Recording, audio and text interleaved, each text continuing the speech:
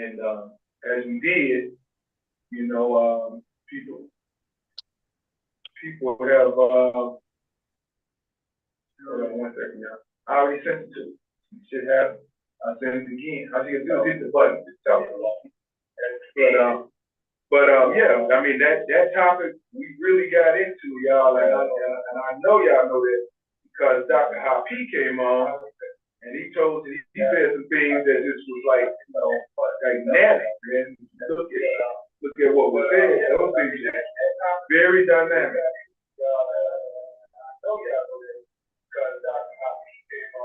Yeah, well, 1 second. Yeah, I got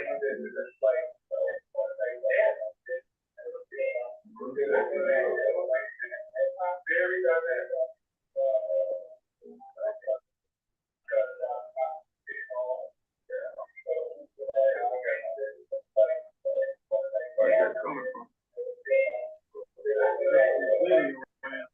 Steve, I still hear some background. I still hear some noise. Yeah, me too. Somebody talking somewhere. Hold on. Yeah, hold on. There you go. Is that better? No. Research. Nope. Cheering on the race. Hold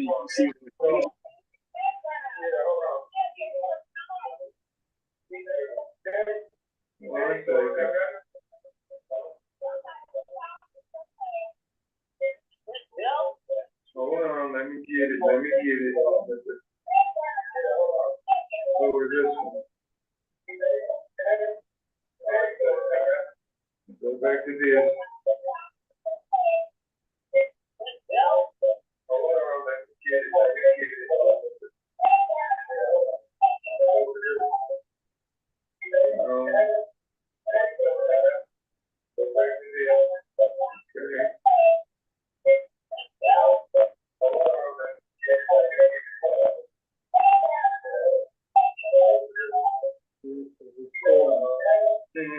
Hold on, let me see. Let's see where it's coming from.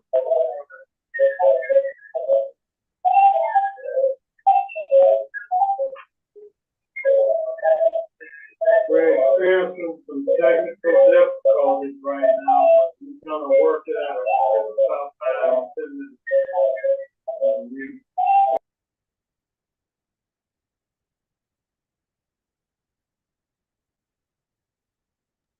There we go. It's gone.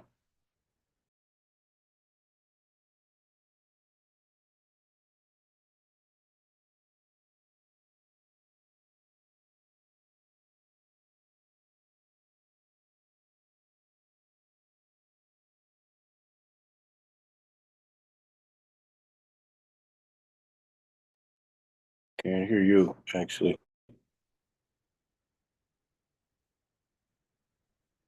Yeah, everything is gone now. Yeah.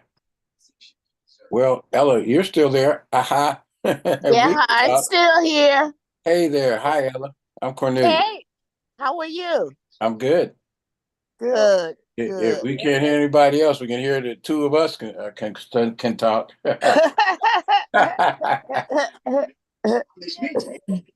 Yeah.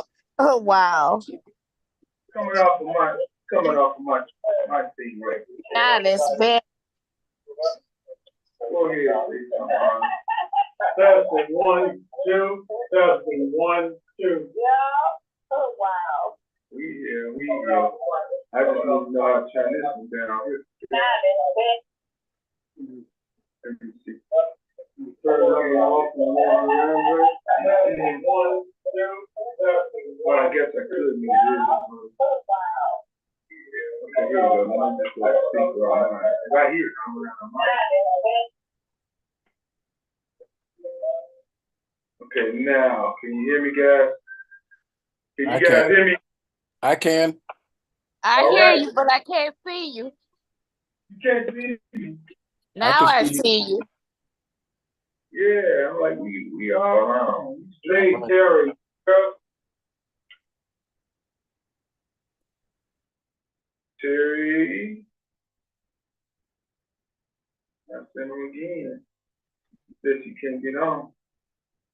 She can't get on? No, did she get? She said something. They got in. Y'all should do is just touch it. Y'all good. All right, there we go. We all good, y'all. We good. Lot of little technical difficulties. I was wondering why it didn't sound very clear for a minute. I was like, wait a minute.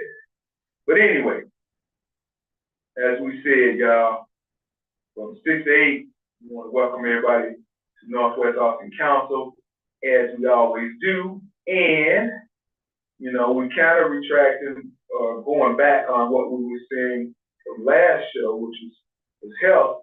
But the topic of the show is, where do we go from here? And when I say that, I mean that in every sense of the word. Where do we go, or the phrase, from here?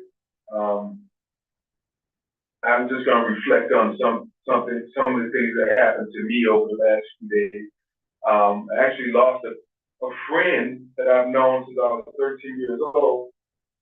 And they had his funeral right around the corner from the office at Reverend Acton's church, Greater St. John, yesterday. When I say there were so many people, the whole neighborhood was filled with cars, all the way from Potomac to Division, from Waller to Central. Cars was just everywhere. You know, going to his final send-off. And the guy's name was Kevin Knox. I had known him since at least 13, 14 years old. We kind of grew up around La Follette Park. He was pretty well known for playing football and baseball, and he wrestled also a little bit for Orr High School. He played semi-pro football for over 10 years for various teams, the Falcons, Chicago Falcons, Panthers, and like I said, he was definitely missed because he's a really good guy. And from my experience of knowing him almost 45, 46 years, I never knew anybody that had problems with him or he had beef with anyone. He used to have family members. I don't know if anybody knew about Farmer Brown's barbecue restaurant on the north side, near North Side, over right behind Cabrini Greens. He had relatives that were either worked there, and someone just told me recently that he had a sister that was married to the owner, and which I didn't really know that in all these years, but I know they were close to that restaurant family. And many people that know good barbecue, Farmer Brown's was the barbecue from the 60s all the way up to maybe 2000, I don't know, 10 or something like that, 2008, and then they closed. But nevertheless, just reminiscing on the friend of mine, Kevin Knox, and like I said, he was truly, and will be truly missed. How did he die? Well, it's kind of strange and sad in the same sense. Last summer, he suffered a heat stroke. And Dr. Cornelius, you could tell me this. Is that possible that somebody could end up dying from a heat stroke? Because he ended up in rehab. He was in rehab for about 4 or 5 months after that. Well, I would say if you've had a stroke, you know, if you've had a stroke, and officially what a stroke is it's a loss of brain tissue, and it dies. And that part of your body you can no longer use and control. So depending on how bad it is, you know, when you say heat stroke, they say the stroke came from probably, you know, overexposure, dehydration, you know, something along that. I guess that would be, you know, where the diagnosis came from. But when we say stroke, we're talking about loss of brain tissue. And when you lose brain tissue, you lose function. And that's kind of, you know, the downside of that is if you lose function, mobility, you're more sedentary, you're more prone to clots, blood clots, and things like that. And, you know, and so, and then I'll say this, when you say heat stroke, not everybody is vulnerable to that. And so it makes me wonder if there was some underlying conditions prior to that heat stroke that he may have had to be dealing with. In addition, so that's what my thoughts are. Sorry, didn't mean to be so long-winded on No, that, but no, just answering the, we need the long-winded answer because it's something that we are not, I wasn't clear on. I actually talked to him in the hospital. My brother told me, he said, man, you need to talk to Dr. Knox because he's in the hospital. You really need to talk to him. So I reached out. He was in rehab. And when I spoke to him, it didn't, and this was in January, which meant that he had been in there since the summer. Let's just say September. You know, I don't know how October was to actually get exhausted, brain. What did you say? Loss of brain tissue. yeah, brain tissue, the tissue, your That's brain, what you lose that part of your brain. right. It dies. It dies. But can I say a couple of things first in there too that I think are more important? One, I wanted to offer my condolences to you for the Go ahead. loss of your friend, just the loss of your friend, just acknowledge you, the loss of your friend. My condolences to you for that. I wanted to say that when you said it, mentioned it. And two, I wanted to say you said the neighborhood was full of people, and you said you never heard any, people you haven't heard like bad um experiences with him, and I think that's just a tremendous thing to send a person away with that history. And so I wanted to Oh, just point that out. The fact that you told me, yeah, who he was, and that's for somebody to go through life for a long time and be able to say that about him says a heck of a lot about him. And I just wanted to say that. That's where I wanted to go with it. it is. I was surprised at some of the people that I ran into at his funeral. Hey, Ella, the guy on the block, on your block club, the Henderson, what's his name? That lived right by the church. He was at the funeral, and I said, "Hey, man, how you know my people?" He said, "Man, I worked with him for about 5, 6 years, or 5, 6 years ago. We worked together, and I know he worked at the airport. He worked at O'Hare. He was one of the guys that did the what do you call it, the loading of the luggage and stuff like that. And they one of those guys that managed, they brought all the luggage to the planes and unloaded the planes. So, he was like I said, his son was there. His son looked just like him. His son looked, now mind you, he's a big guy. He's always played football. He played offensive line. He played, big guy type positions.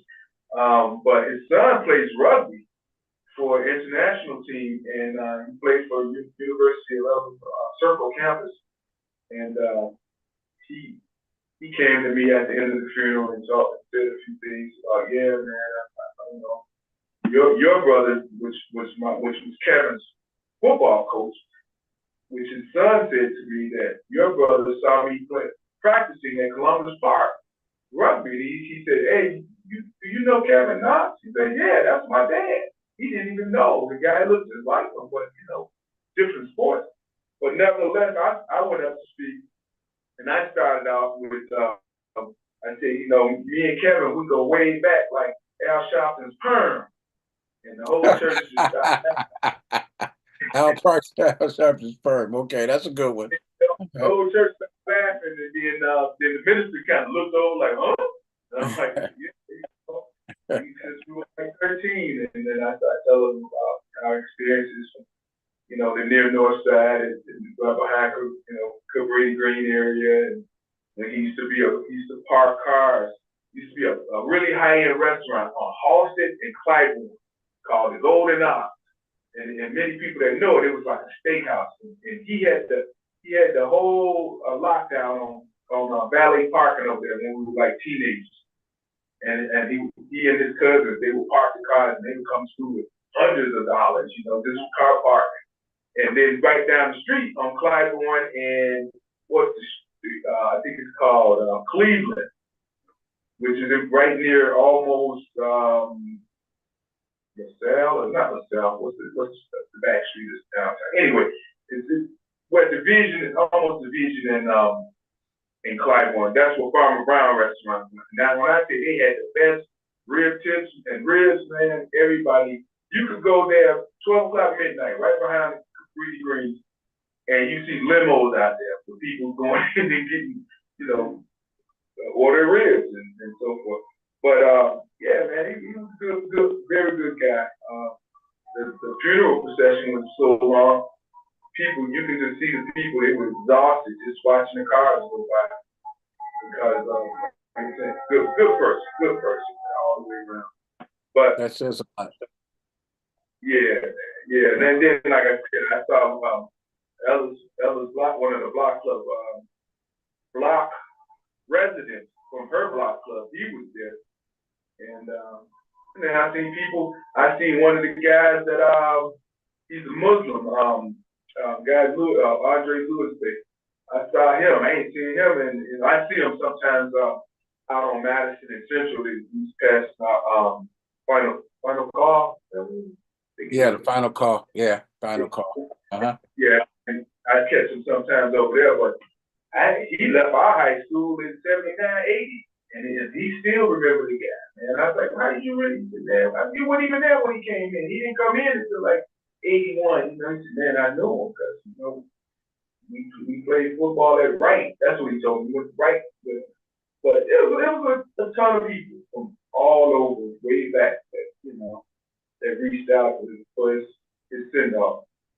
And that's why I said today's show is called Where Do We Go From Here? Because as we spoke with Dr. Hapi from last week, and we talked about people having, you know, serious ailments and illnesses, and we know that everybody on the block knows somebody or maybe the person that's suffering from something that's related to health. But sometimes we have these block parties and block club events, and we don't even address those things to let people have some awareness and knowledge of how they can change their lives and become healthier, or manage what they're doing. Isn't that what it is? Have some managed care about what they're going through. Yeah. And we got to look at how to totally embrace that, support that, and make something happen, because everything happens on the block, you know? I don't care what it is, but it's gonna happen on the block. You know, just like people talk about crime, oh, the crime's all over the city. No, the crime's coming from somebody off that block. It ain't coming from nobody in these penthouses, and well, it could be maybe one or two here there, but white collar crime. Huh? Yeah, right. But most of what we're seeing is coming from the block. Just like on the block, we have people that need some attention or some care to managing their health situation. What you say, Dr. Cornelius? By the way, this is Dr. Cornelius Rogers, a friend of mine. I like to say he is go ahead, tell us a little bit about yourself, if you don't mind. Okay, I don't mind. First of all, I start off with I'm humble. I like to be. I'm very thankful. I was out today, and I was just thinking just how thankful I am for things that have come to me. I'm a Chicagoan, born and raised in Chicago, and heard you mention Cabrini Green a little earlier. Believe it or not, as a real little kid, my dad was a park district supervisor, Chicago Park District, and Stanton Park, right up in the middle of the Cabrini Green complex there, the old one. I used to go there on the old one when before they knocked it down and built a new one. And as a kid, that was where I went in the summer, hung out there all day in the pool. You know, back when they were throwing stuff down the 16th floor down, that the lifeguards had to wear construction helmets because people would throw stuff down there. And I cut my feet in the on glass in the pool more than once down there. I used to perform in the water show, believe it or not, back as a little kid. I was a crazy kid, that little kid that jumped off the high board, and that people looked at and said, "Oh, he ain't gonna do that," and I would do it. The lifeguard would be in the water and stuff to get me when I got out of there. But anyway, when you mentioned that, it took me back to that area. You mentioned the Cabrini Green area. It took me back to my childhood. Go ahead. I'm sorry. I know it's a sewer park that's over Yeah, there. so there was Schiller School Park, that was there, and then there was Stanton Park that was right in the middle. It was an old one, and they had built a similar one out in the south there on Thule Park. It was the same kind of construction type of thing, and then they knocked it down and they built had an indoor pool and everything was indoors, more modern later. And so anyway, that's where I'm not sure what's over there. I think that I don't even know if it's still there anymore. But anyway, Sewer Park is still there. huh? Sewer Park is still there. Okay, okay. Well, Yeah. well, so I'm from Chicago. I South Side of Chicago, went to Mount Carmel High School, went to Northwestern University undergrad, and University of Illinois Med School. That's where I got my MD from. But I've always been in Chicago my whole life in practice. My medical practice has always been in Chicago. I worked for it started off the Mike Reese Health Plan, became Humana, and then became Advocate. So that's where I've been. Um, I believe it or not, I got terminated from there because I had Bell's palsy and I didn't get the vaccine. And they required it. So I actually got terminated December 13th of 21.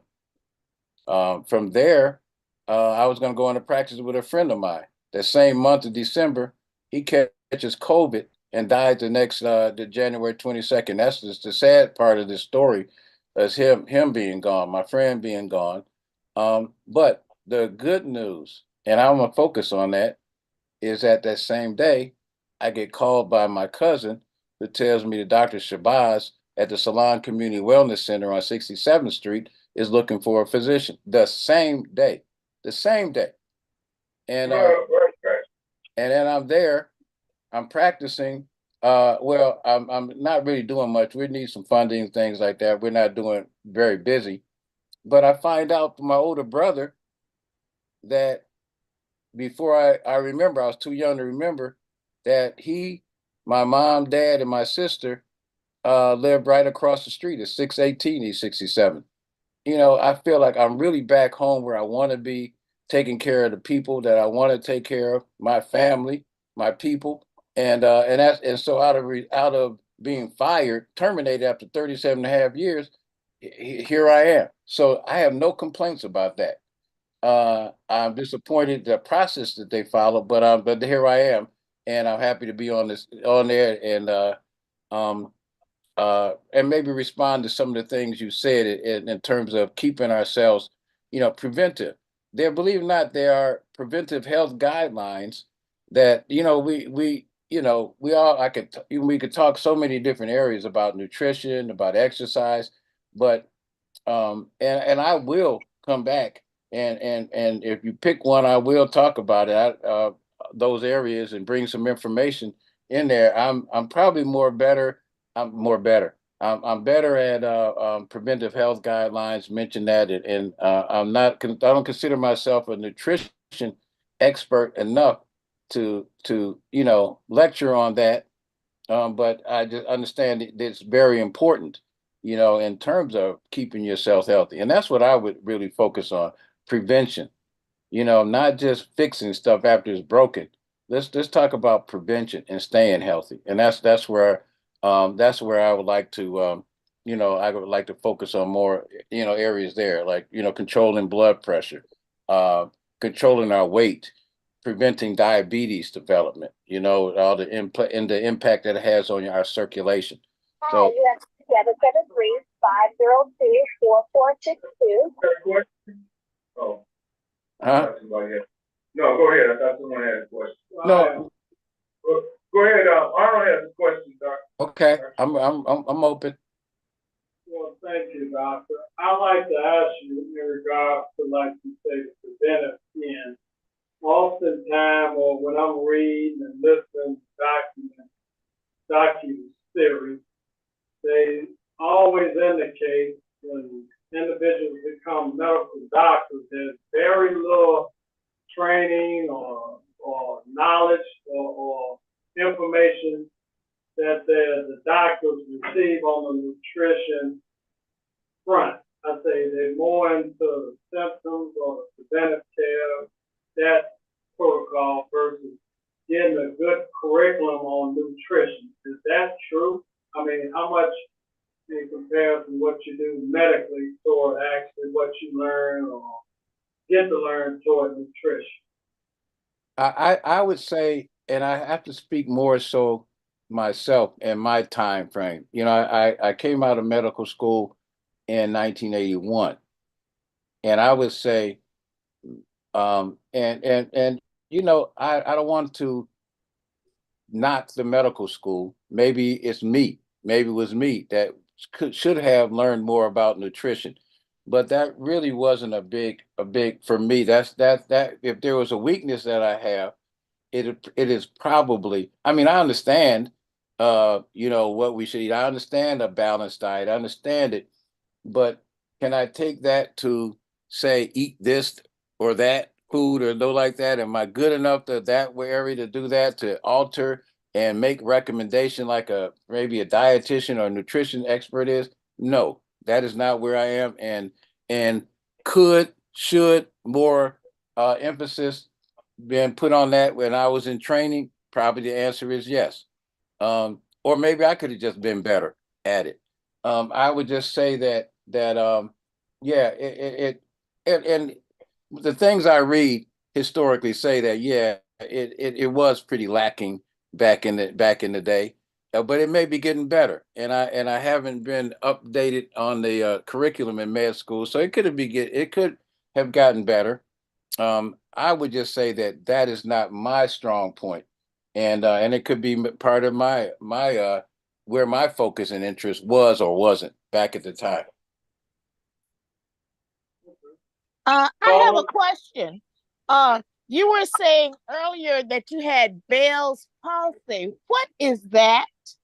Okay, it's a condition where you might just wake up in the morning, and I did, and the half of your face, the left side of my face, is just not working. It is drooping. It's not moving. And to this day, it's still not moving 100%. Um, and that's what comes up. It's thought to be perhaps due to a vaccine, maybe.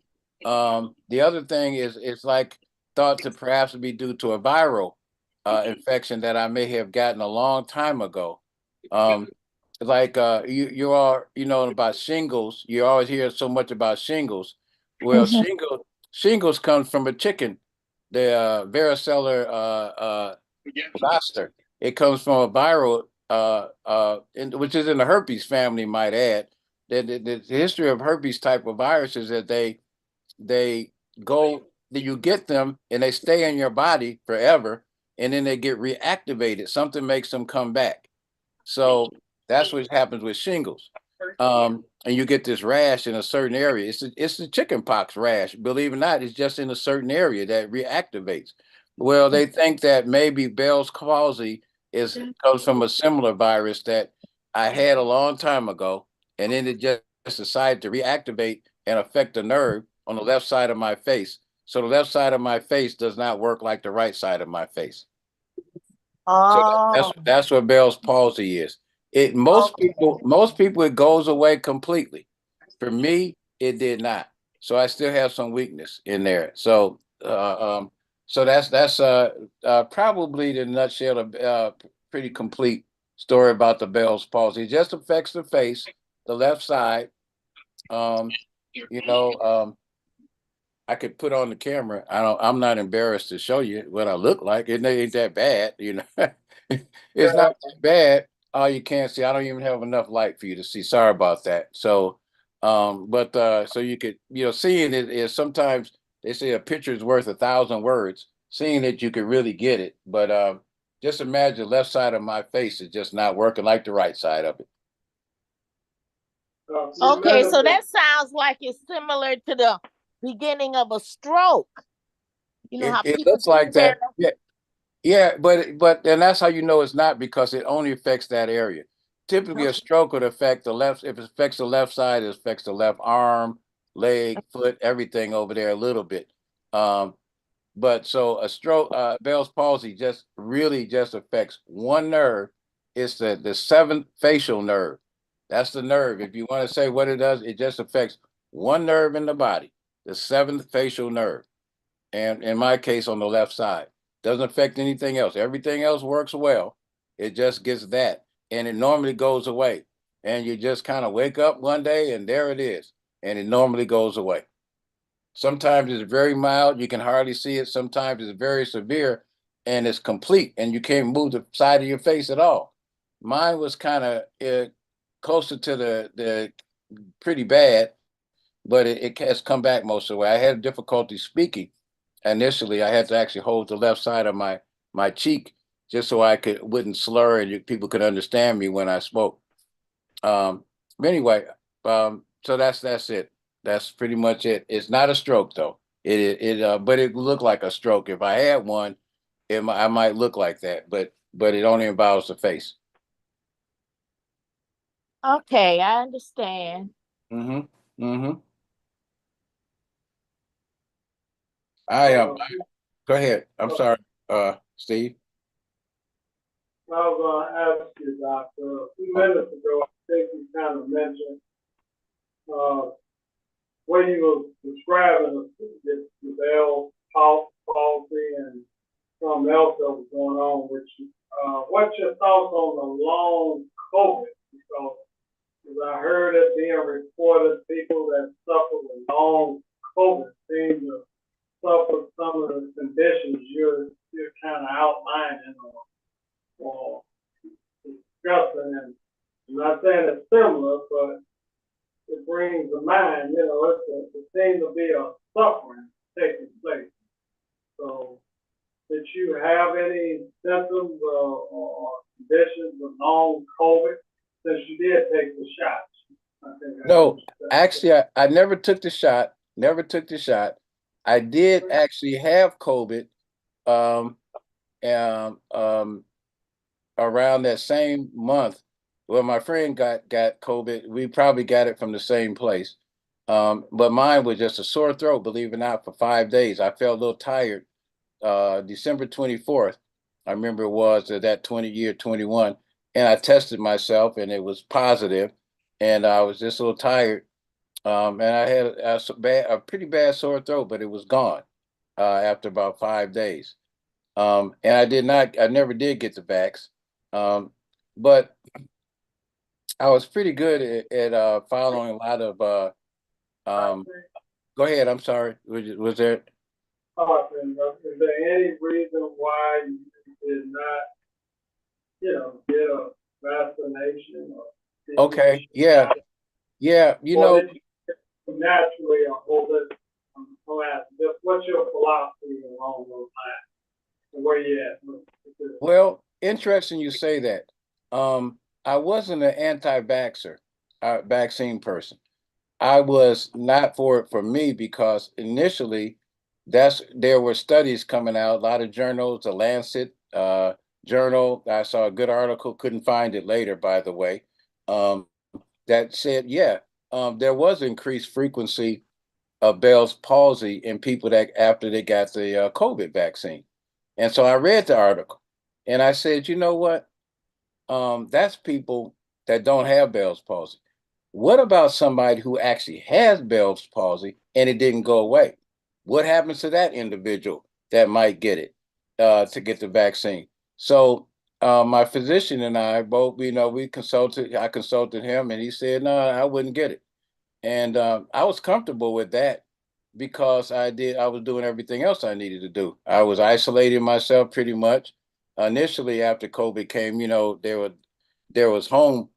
We were doing home phone care and stuff like that. We weren't seeing patients, and then eventually got back in the office and I was seeing patients. But I was buying and giving away. I had a source of N95 masks. I was buying it, giving away to staff. Actually, none of the staff on my team got COVID during that about 2 year period of time, or year and a half time. I was doing the things I needed to do to stay healthy. I never got COVID. Going to work every day when we opened up again and never got COVID. Um, Part of the thing I will tell you is this though. The virus that causes COVID is in the SARS family, capital SARS. I've been around viruses SARS virus and everything else, my immune system was probably pretty strong already. And I think and I've probably been exposed to that virus somewhere in that family at some point. So I think that has something to do with it. But this is what I would say to people when they came to me to ask me, and they would do that. It's kind of funny too. I joked because I'm a person that I see myself as a physician, as somebody who is a consultant. I don't tell people what to do. I give them, I'm there, I work for them. And it's kind of funny. People would come in and when the vaccine was out, and I would ask them the question. I said, what do you think about the vaccine? And if they didn't want it and they didn't know me, they would get quiet. I could hear a pause in there. And I said, that person doesn't know me. Because if they knew me and they didn't want the vaccine, they would, and those patients that did know me didn't want the vax, they would say, Doc, I ain't getting it right away. And I would say, okay. And this is what I would say. I had three things I would say, three statements. I say, I've never seen any medicine, therapy, vaccine, treatment that was right for everybody. One. Two, true, it has not been out there long enough. And so we don't know. I haven't heard any bad problems with the vaccine, but it hasn't been out long enough. Typically, it's supposed to be out to more vaccines 5 years, 10 years before they test it, before they make it available to the public. This one has not been out long enough. But then I would say to certain patients, but you, sir, have a medical condition that if you get COVID, you may not make it past out of the next 5 months. So I wouldn't worry about what's going to happen 5, 10 years. It's the lesser of two evils is that suggests that you probably should get the vaccine. Because sure, all the things you mentioned, we don't know about it. But if you get it with your condition, it might be fatal. And so you may have to worry about 5, 10 years down the line. And typically when you listen to people and you hear their concerns and you understand it and they know that they have a choice and you make a recommendation and they know they'll get it. So when I said that, most people that if I recommended it because they had a problem, they would get it. I wouldn't necessarily recommend it to somebody that was totally healthy, that may have been 21, 20 years old, no medical problem. I would say, well, if you decide not to, that's your choice. If you don't have to for employment purposes, that's your choice. And because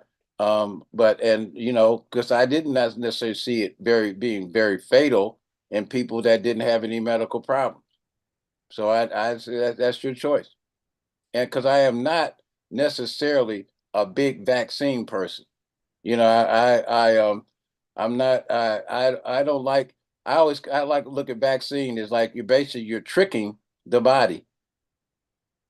You're tricking the body into thinking that you have something. So the body forms antibodies. So when the real thing comes, it attacks it. But you're playing a game on the body. I don't like playing games on the body. There used to be a commercial, a butter commercial, the lady at the end said it's not nice to fool Mother Nature. And I keep that in my mind. It's not nice to play games on Mother Nature, tricking it. So I don't if I'm not one that pushes vaccines. Uh, only the problem, if you get it, you might not survive it. Like I'm 68 years old.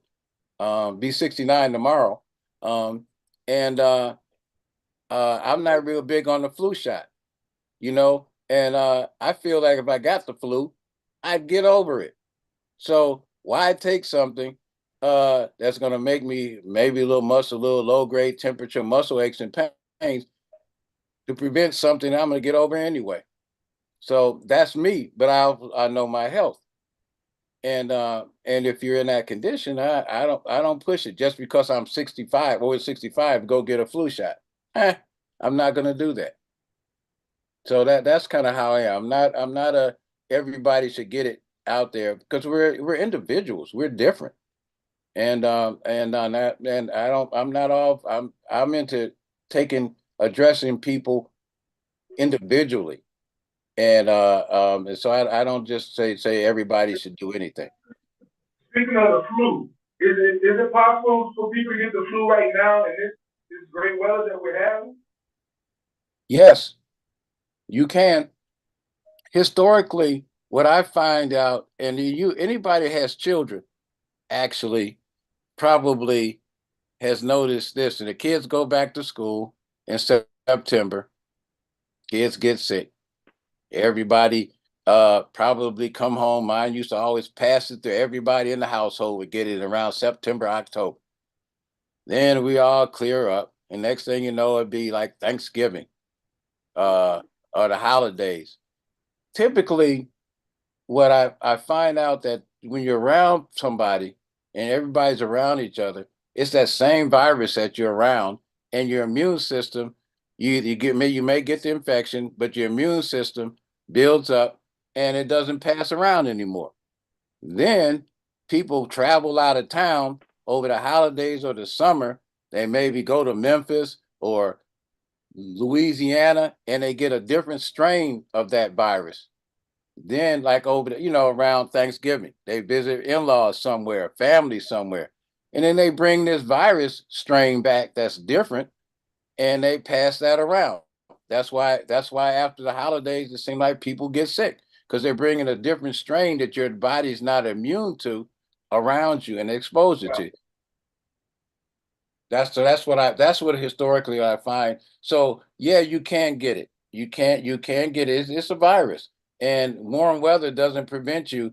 Now, warm weather, you may not have less of a likelihood because you're sitting less inside in an enclosed place, and somebody with the flu sneezes, they're not passing that aerosol spray of virus, and that you just sucked it in, because they're more outside, so yeah, it's just a virus, and the temperature does not protect you from it, but what may help you is that you're not isolated and indoors and likely to inhale that type of that virus. Anybody have any other questions for Dr. Rogers? No? Okay. Well, I'm here and I will be back. I'll come back. I'll be back. Sometimes Sundays I kind of, not necessarily the best time for me, but it was today, and I'll come back. And if you have something, you tell me that I'd like to talk about this, then I'll make sure that I am on, for the future. Okay. Yeah, because I'd love to have you on with Dr. Hafiz, which is what kind of what's his practice? Herbalist, naturopathic, holistic, doctor, he's Yoga, breathing. techniques, all that. Yeah, I would say naturopathic. Is the correct pronunciation. He falls in that category, more natural. Okay. I support that. At the Salon Community Wellness Center, we consider ourselves an integrative health facility that uses yoga, massage therapy, music, sound therapy for, perhaps some dementia, things like that. So we do all integrative type of modalities. And so, yeah, I am definitely open to that. I actually worked in a chiropractor's office, believe it or not, for several years, not too long ago. I just spent about an hour or so there, or about 3 hours or so, like on a Tuesday. So I'm open to different modalities, chiropractic care and things like that. Tell everybody what's your field of expertise And the location. Okay. I am internal medicine. That's my specialty. If you had a primary care doctor, they come out of the internal medicine, family practice, pediatrics. Those are the primary care doctors. They're the first one you see. you know, when you come in the office. So I'm an internal medicine. Um, Basically take care of people 18 and older, and you might see me for anything, you know, for preventive, you know, healthcare maintenance, or you might, if you had a problem, you might see me first. And the office is 613 East 67th, which is the Salam Community Wellness Center at 613 East 67th. 67 St. Lawrence, pretty much.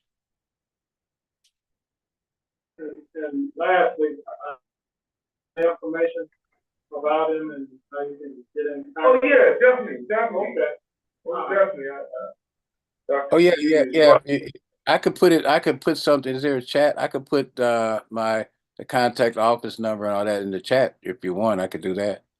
I have some individuals on this call, and I would like for them to get that information about what you just spoke about on Okay. internal medicine from a medical standpoint, and then the more integrated or natural, you know. Okay. I'll be happy to come back, but I'm going to put in the chat my name and office and office number in there. Okay. One thing, I guess I can Google and Uh-oh. really explain the difference between allopathic and what's it, homeopathic or homeopathic? I forget the term. You know what I'm talking about? Oh, I'm not sure. I'm not sure I can do that to explain the difference on that one. I'm not sure if I got that one down. Okay. No problem. We'll Google. Because I think there's, I'm not going to say what it is because I don't want to say the wrong thing for which one is which and what the real definitions are. But I know one is supposed to deal with like more of a non-medicine based process, and the other one is supposed to be like regular traditional medicine based process. I think, if I'm not mistaken. All right, y'all. So like I said, today's show, we're kind of doing a little reflection, and we're calling it realistically, where do we go from here?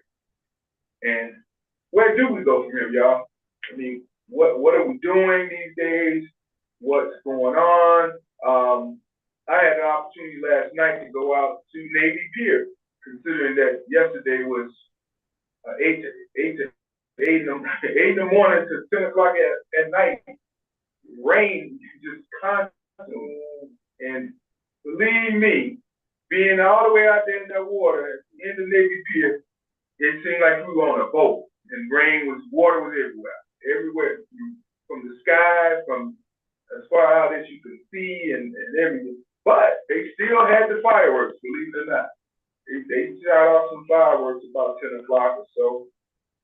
Wasn't as much as they probably do otherwise, but it was. I went to an event that was based around an organization known as Beat the Streets, and BTS, Beat the Streets, is an organization that actually helps young people that are wrestlers, collegiate style wrestling, high school, college, whatever, that type. And there are girls that wrestle. Girls have been wrestling for a few years now. I want to say over a decade. But there are more and more girls than women that are wrestling collegiate style. And it's a really good program. They get the kids off the streets. They get them in there. They have a full-blown facility with wrestling mats, locker room, everything. They got little meeting rooms and lunch rooms, and really nice facility to have for the kids to go out and learn a sport that they can compete at and build their own self-esteem and skill sets and carry it with them for the rest of their lives. I tend to believe that wrestlers are the kind of people that learn early on their limitations and how far they can push themselves and endure in order to achieve. And if you can learn that at a young stage, you'll end up being a great person when you get to be an adult. In most cases, I've seen wrestlers typically are people that stay at it. They don't give up, you know. And I wrestled when I was in high school, and I looked at it from the aspect of, you know, self determination, self awareness of my body, and again pushing myself to the limits of what I could possibly do to achieve the goals that are needed to win. And sometimes you don't win, but you know what? You know you got to come back again, and you get the next person. And I ran into some guys I haven't seen in 46 years, 45 years, and they were competitors that we had wrestled against when we were in high school. And those guys spoke highly of us, you know, and individuals that wrestled back, you know, in the early 80s and late 70s. And they, you know, it's good to know that people revered you, and I don't want to say feared you, but a lot of cases they did, you know, they knew we were coming, and they knew that we had the capability of, you know, and when you win and you're a winner, people remember that. People always remember when somebody beat them. You know, if you beat somebody, they remember that. In most cases, you beat them, unless it was a really hard struggle, you tend not to remember who you beat. But when you lose, you remember it. And it makes you stronger to go ahead and do the right thing, you know, and try to achieve a win the next time. And as a wrestler, guess what? You can't point the finger at no one else. If you win, you did it. If you lose, it's you. It's you. You have to deal with that and come to one, you know, with it. It's not like other sports, like basketball. Oh man, you didn't pass the ball to me. Man, you didn't give it to me. Oh, you missed that dunk. You know, a lot of excuses. Ain't no excuses in wrestling. You know, that's the beauty of it. And like I said, there must have been 600 people there last night. It was a great event.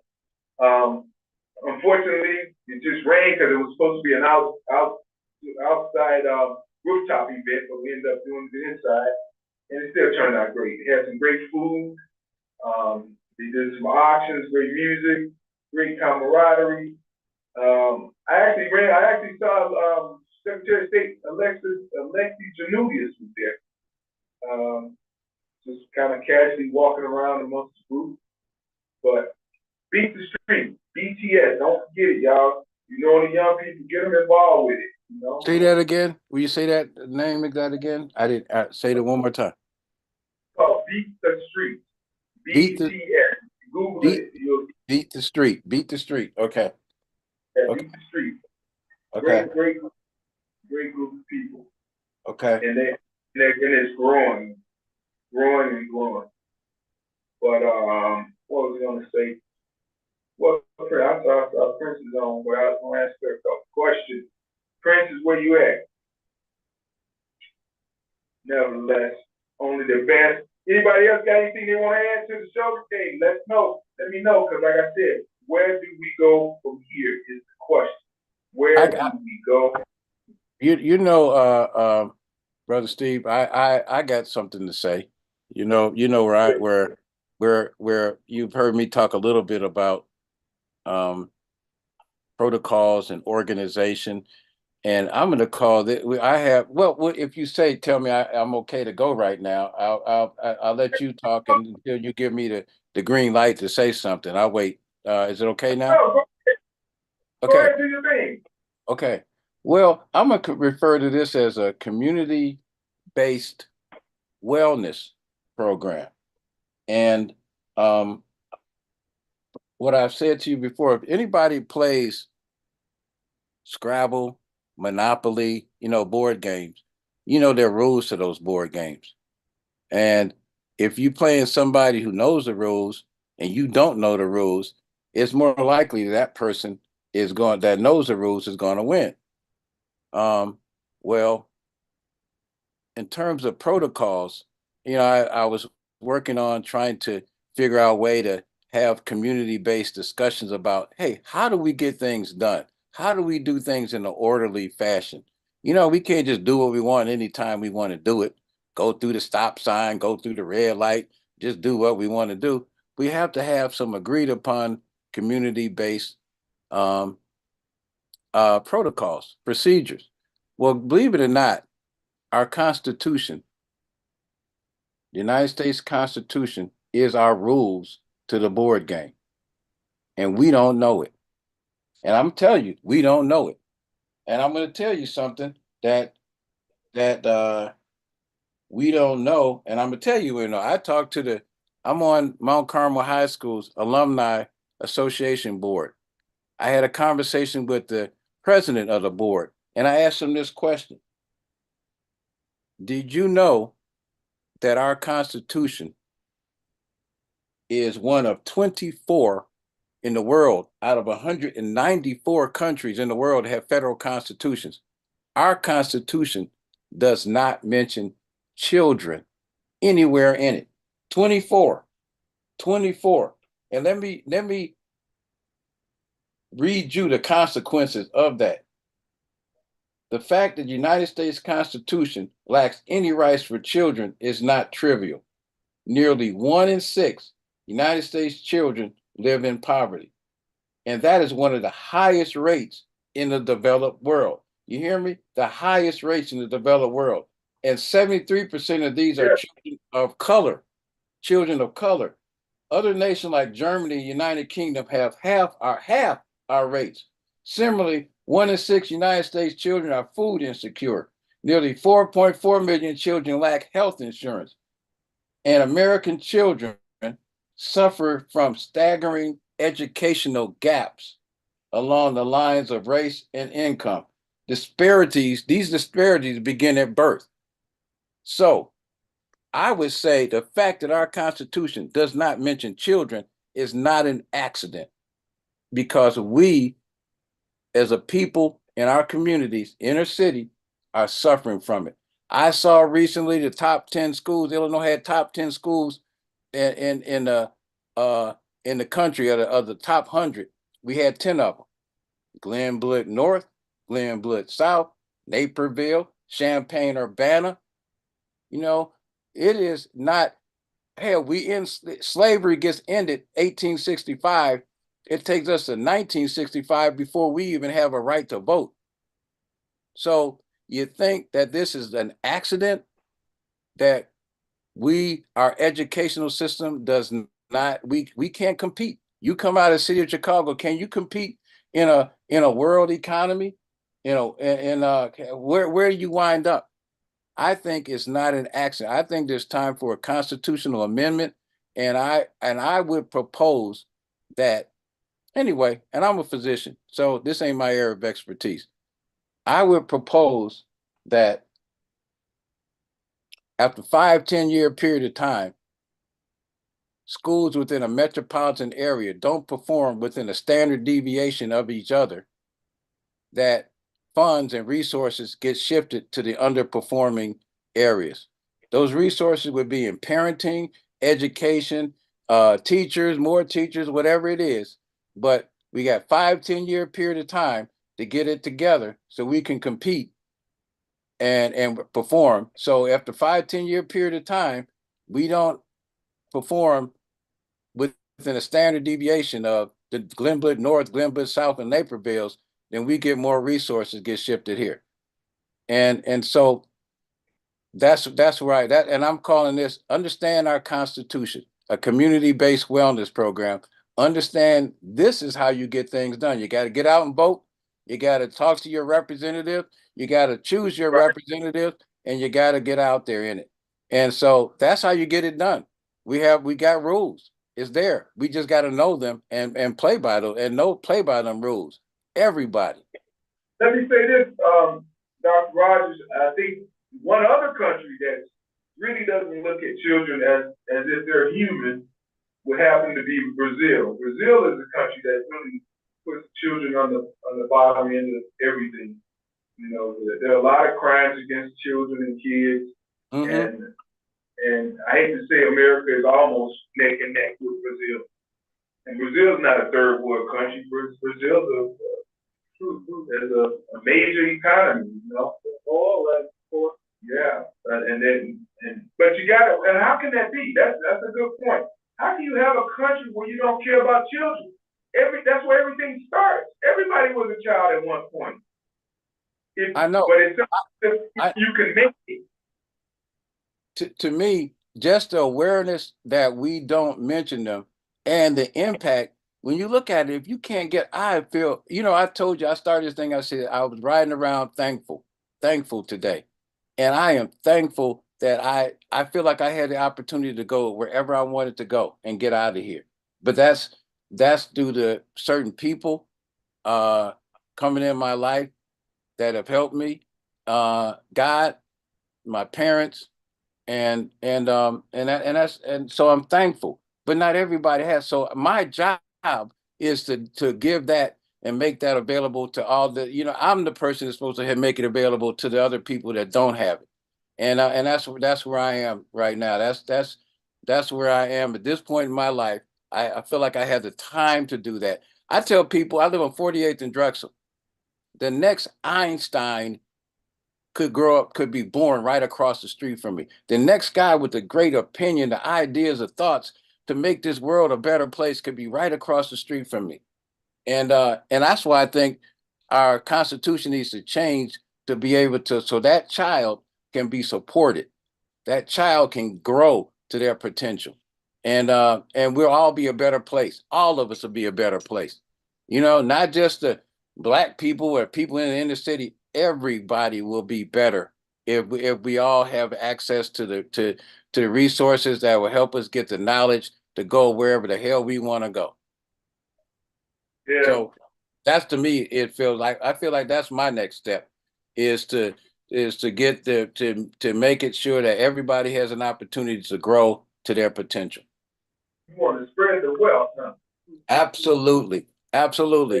It makes it, to me, that's kind of like the New England Patriots, how they did the spy gate or the inflate gate. You can't win by keeping other people down or deflating the football. You win by making a level playing field and working harder than everybody else. That's how you win. And you can't you, and that's how, so everybody should have the same opportunities. And if you want your child to, if you live in Glenwood, North or South, you want your child to have access to everything, then make them work harder. Don't make it less for everybody else. Hold everybody else back. Make it, Right. give everybody the resources your child has, and then make your child work harder. Well, speaking of children, one of the things that's happening in the city of Chicago is the elected school board, right, Arm?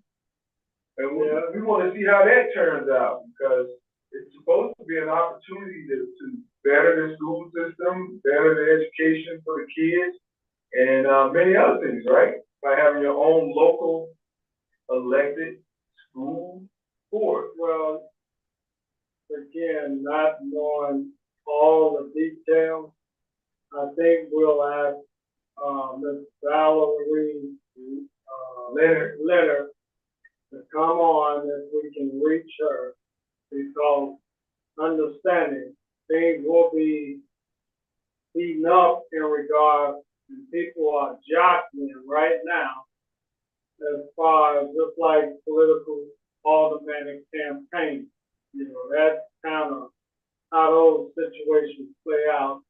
Teachers union may have individuals being the alderman and special interest or anyone interested overall. So without being too presumptuous or opinionated, I would ask that we contact Ms. Valerie Leonard, because I did hear that she was actually against that bill, that legislation that came out of Springfield. Which was? In regards to the election process and how it was put together, and I heard kind of some of the commentary by some elected officials. But again, with those kind of special interest groups, teachers union and maybe any other elected official, I don't want to name anyone per se, but I would defer that we bring on in the future program, and then she didn't took a 1, 2, 3, but it's legislation and probably address some of the questions. Sounds like a plan, we're going to reach out to her for that. And I'll save my questions. For you too. Well, one of the things, somebody called me the other day, well, one the other day, I think it was today, and said, what is the mayor doing? They said the mayor got on at the gospel festival and said he's the only mayor that's hired more Hispanics, more black people, and more women than any other mayor. And I was like, really? He said that? And he said, and the person that told me, he said, well, Steve, you just isolated the whole segment of people. Because now white people are not going to even look at and vote for him because, well, he just claimed that he did. So I'm like, man, the politics of it, I don't know. I mean, callers, what are you?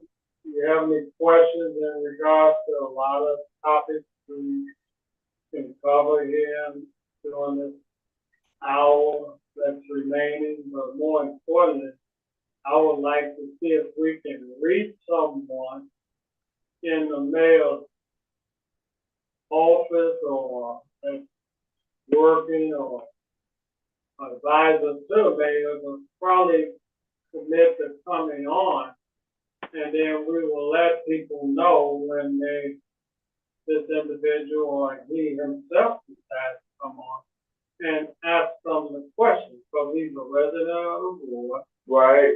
He is the mayor of the city. Right. And he lives like, what, 3 blocks from here. You know, he knows the community. I know him personally. You know him personally. Right. But I don't want my opinion or presumption, whatever.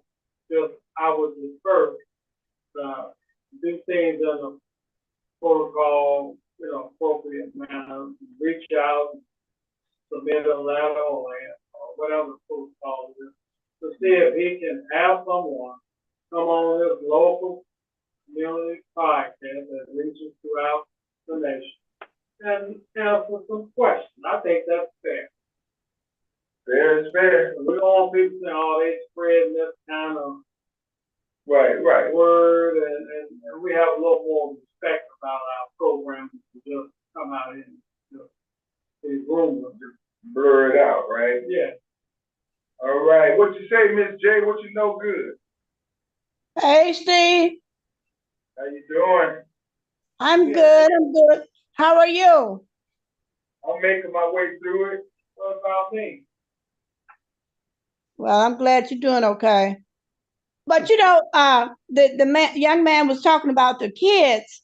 You know, Steve, about the kids over at Ella Flag, when they had the chess tournament. Right. Okay, you remember they had went to Canada back in January, and they won the tournament over in Canada. But what happened was one of the kids didn't have their birth certificate before they got when they got there at the border or whatever. But anyway, the school was supposed to have taken care of that before they got to the border. But the school didn't take care of it. So happened the coach talked to the parent and made arrangements. The child had some relatives somewhere close by over there or whatever.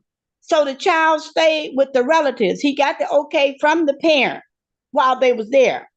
But they won the tournament over there. So now when they came back to go to Atlanta last month, the school is holding the coach responsible for this child. What would you call it? In other words, they're holding him responsible for this one child. So they were supposed to have been going to Atlanta to do the chess tournament in Atlanta last month, and the CPS was holding the kids back because of what happened with this coach over in Canada in January. And I thought, us parent, I'm not a parent of the kids, but I was working with them, the parent of the kids. We thought that was wrong for CPS to hold the kids back to go to the tournament in Atlanta because of what went on with the coach over in Canada. You follow what I'm saying? Right. So it's all, I mean, the court is still on probation, suspension, I'm sorry, suspension.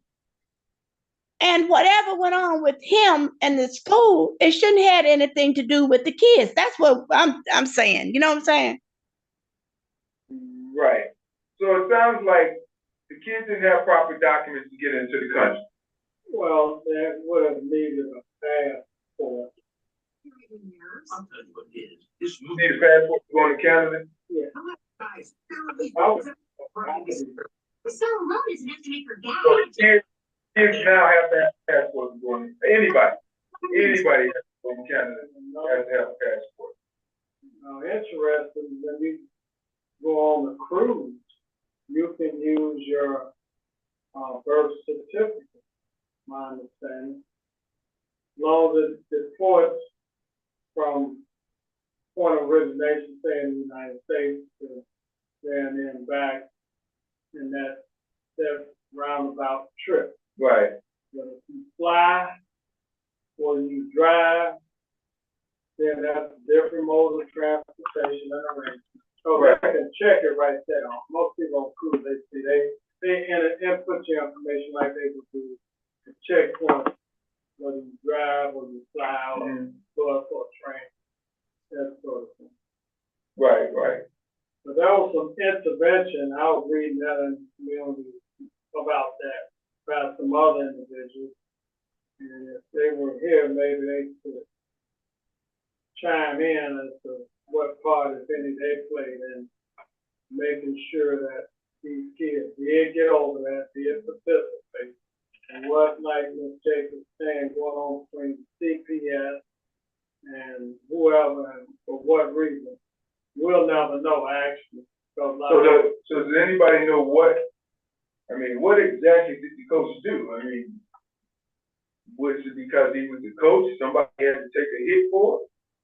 And he was the top of the chain? There was in a community paper about that trip, and the kids, highlighted that they had some success and all that, but I'm like you and others listening, I felt there's some information that I just know what happened and for what reason, and for what reason that it was not revealed, or I could read it, probably for privacy matters or legal matters. Right, okay.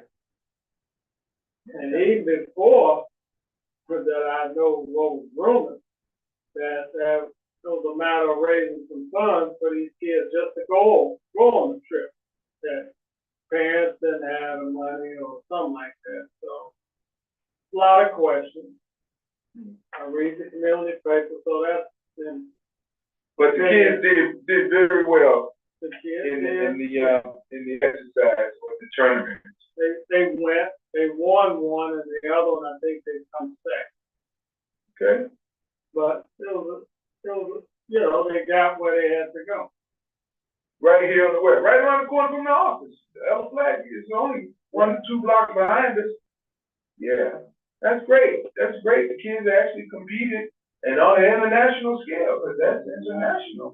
You're talking about Canada, and then whatever they did in Atlanta, that tournament, I understood had done very well. So hopefully we get that all straightened out and make this all better for the young people. As Dr. Cornelius Rogers said, the Constitution doesn't have any provisions in it for the youth or kids or young people. It just kind of alludes to having safeguards and rights and what other things that are only provisions for adults, I guess. And I guess there were no children when the Constitution was created back in when they signed it. I hear you right,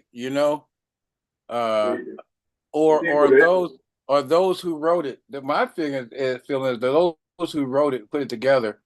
I don't know. I can't say that. I don't know enough about it, but I'm just thinking their kids were already taken care of. They didn't have to worry about it. So they had it under their control. They didn't have to put it into public policy, make it public policy to address anything, because they were taking care of their kids already. They owned the businesses. They owned everything. and their kids were taken care of. So they didn't have to worry about making laws that protected the masses children, and they didn't have to. They didn't have to do that because theirs were taken care of. So it wasn't a priority. That's what I'm guessing. It wasn't a priority because their kids were already taken care of. Right. We got a question from Tamika. Go ahead, Tamika. Well, we know when the Constitution was created, there wasn't any women or any type of minority. So, it just all adds up. Yeah, So I no hear you. provision for kids, no provision for minorities, no provisions for women. It's like, Well, Right. what was the minority in 1750 or 1760 or whatever? Who was the yeah. minority? So But it came just here like with when a minority. huh? The people that came here with a minority. I understand, but it's just like when I talk about why are people considered at the age of 18 as an adult when your system for reasoning in your brain hasn't even developed until you're around between 24 and 26. Why are you allowed to make these decisions? And with that being said, just it's due to the army factor, right? The military, because you can only go to the military to start between the ages of 18 and 28. Why is that? It's only a 10-year difference. So yesterday at my position, I take pictures of newborns, and this guy came and he was in the military, and he said that his commander officer told him that he could not sign the birth certificate until they did a paternity test. And the nurses were flabbergasted and was like they couldn't believe it. But because I've been around military people, I knew that was true. That's what they do in the military. Well, I agree with that because it's so many people who support these kids and come to find out they're not their child. And they should do a DNA or paternity test. I would advise my son or my grandson, whoever, to get a paternity test done because some of these people have low morals or unscrupulous. You can't trust everybody. And I wouldn't want to raise I a agree with child that, but and spend money. it's within your relationship. That's what decision that you should base that on, depending on the type of relationship that you're in. I don't know about that, but some of the relationships need not be. Well, I guess if there's some questions about who you sleeping with, yeah, that's an issue. But I mean, to go and pull out, hey, get over there and take this blood test, I don't trust you. that sounds a little far fetched. And then what if the military man is married? I don't understand. So what are they trying to say? He was gone and his wife was gone too with somebody else? Man, back in the day, before you get married, you get blood tests to make sure for certain. But that was for to make sure that you weren't blood relatives. Right, but I'm just saying that's the thought. Well, okay. Again, it's been a while since I heard. Yeah, I don't even know if they even do that anymore. They still do that, Dr. Camille? They still Say take that, blood tests? say that one more time. Sorry, I missed that question. Still take blood tests for before you get married, because there used to be a time you had to take a blood test before. Oh, I'm not really sure. I don't know. I can't say that I've ordered any for people that, that come in and requested it, blood test prior to marriage. I think I did the last time I got married. That was like 2010. And I think I did, but I'm not sure. I'm not sure. Right. Good question, something. And I think that's just because they're trying to see if any diseases in the blood. You're doing that. It's for But they don't do that anymore. It's an RPR test, and I don't think they do. I think you're right. It's for syphilis. You're checking for syphilis, and why in this day and age is that the only blood test that you need to get prior to get marriage? I did that. That's archaic. as far as I'm concerned, and it may not be anymore because somebody finally came to their senses and said, "Why are we?" Yeah, you don't have to do that. Yeah, okay. We don't have to do it anymore. Okay, I got you. I wasn't But sure about that though. let me say this: I had a friend, and his wife got upset with him, and she wanted to have a divorce, and she took him to court, and she wanted him to take care of their child and give us so much money and everything. And so he got a lawyer, a lady lawyer, and the first thing she said was, "Is that child yours?" And he said, "Yeah, that's my child." Child was about 12 years old, and they did a